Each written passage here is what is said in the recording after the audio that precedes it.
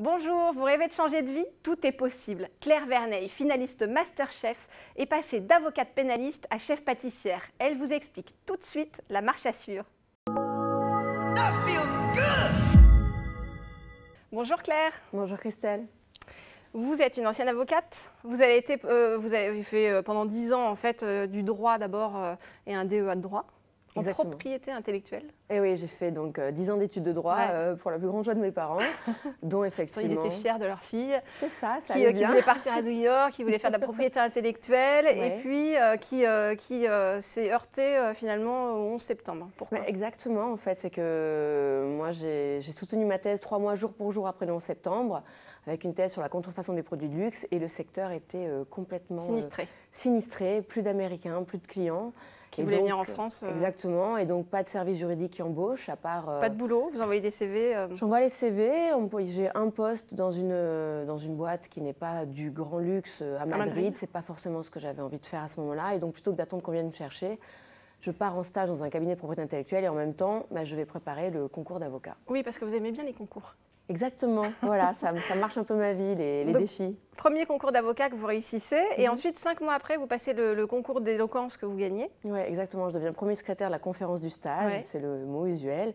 Et donc ça va aussi un peu guider ma vie, puisque à la base, moi je suis en propriété intellectuelle, et quand vous êtes en fait lauréat de la conférence du stage, on vous commet d'office dans des affaires pénales. Voilà. Donc on passe quand même de la propriété intellectuelle au meurtre, à la pédophilie, c'est pas tout à fait pareil. C'est un autre monde, mais c'est vrai que c'est, vu de l'extérieur, ça peut sembler bizarre, mais c'est le Graal en fait de plaider aux assises.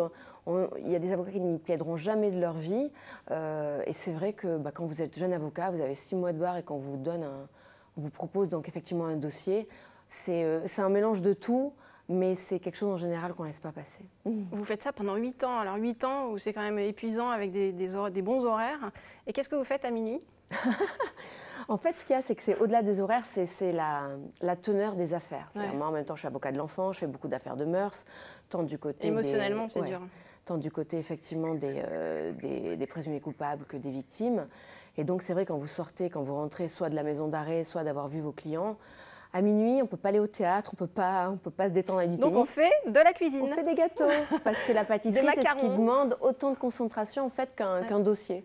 Et donc, je ne peux pas me coucher sur ça. Et donc, je fais des gâteaux comme ce que j'apprenais à faire depuis mes 3 ans avec ma grand-mère. Pendant vos vacances Exactement, j'étais son premier commis. Et c'est là, en fait, où vous commencez à vous dire, je vais peut-être changer de vie? Je crois même pas à ce moment-là, mais c'est vrai que je regarde en même temps la télévision. C'est la première année où il y a Masterchef. Je m'inscris à un concours local, le concours des Trois Corniches, où le jury est composé de meilleurs ouvriers de France. Que vous gagnez? Je le gagne en novembre. Et en janvier, on peut s'inscrire à Masterchef saison 2. Et je me dis, bon, j'ai rien à perdre. Si je ne suis pas retenue, je dirai à personne, et puis on verra bien. Donc en 2012, vous devenez finaliste Masterchef, et là, votre vie va changer, mais progressivement. Parce que quand vous sortez de Masterchef, vous restez quand même un petit peu avocate, enfin vous restez avocate, et par contre, vous faites des stages à côté en cuisine pour vous perfectionner? Exactement, quand je sors de Masterchef, c'est pas la vraie cuisine, on est d'accord. Et donc, je veux partir en stage, voir ce que c'est ce métier. Mais je veux toujours pas changer de vie. Moi, je suis membre du Conseil de l'Ordre, je suis à mon compte, j'ai mon cabinet, tout va bien. Mais c'est vrai que j'ai la chance d'aller dans des établissements fous, alors à l'Amandier de Roger Verger à Mougins, au Ritz à Paris avec Michel Roth, chez Michel Portos à l'époque, qui est chef de l'année, 2 étoiles à Bouliac. Je ne me rends pas forcément compte de la chance, c'est qu'il y a des chefs qui ne rencontreront jamais ces pointures, et moi, ils m'accueillent à bras ouverts. Comme Philippe Johannes, qui va changer votre vie. Alors lui, c'est l'ange gardien, j'ai envie de dire. Comme quoi les rencontres, finalement, c'est ça qui aussi donne le déclic. Il faut du travail, mais il faut aussi de la chance et des rencontres. Il faut un mélange de tout. Et moi, Philippe Johannes a pris les plus grands risques pour moi. Au moment où il est nommé chef exécutif du Fairmont à Monte-Carlo, il fait appel à moi. Et je dis, mais j'ai comme chef pâtissière. Exactement. Et je dis, le Fairmont, c'est un très grand hôtel à Monaco. C'est un très grand hôtel, voilà. C'est une chaîne qui est née au Canada. Et donc, c'est vrai que c'est à Monaco, c'est un très grand établissement. Et donc, il me fait confiance. Là, vous dites... Et là, je me dis, mais je ne peux pas laisser passer ça. Donc, je vais voir mon bâtonnier en disant, voilà, on me propose ce poste. Je voudrais être pâtissière. Je m'enlève du Conseil de l'Ordre. Je essayer de ne pas m'en mettre tout de suite le temps de ma période d'essai. Et donc, c'est vrai que je fais ma période d'essai. Et puis, c'est pas facile tous les jours, mais je m'accroche. Et avoir la confiance de quelqu'un comme Philippe Johannes. Les jours où vous avez envie de baisser les bras, bah, quand vous faites 200 les relevez. Tartes au citron dans la journée, par exemple? 800. 800, ah oui, 800, quand même. 800, oui, parce qu'en fait, c'est un bon début. Il y a 600 chambres, il y a 4 restaurants. Et la tarte au citron, bah, c'est assez emblématique de la cuisine du Sud. Hein. Depuis, plus jamais de tarte au citron. J'en mange beaucoup moins, j'adore les pâtes, du salé. Puis ensuite, vous enseignez à Paris, donc votre vie change parce que vous venez sur Paris, vous étiez dans le Sud, et vous venez sur Paris pour des raisons personnelles. Et votre vie donc change, vous devenez prof à l'école Le Nôtre. Oui, sur les Champs-Élysées, magnifique. Après le soleil de Monaco, j'arrive sur le pavillon Élysée Le Nôtre, où je vais donner des cours de pâtisserie.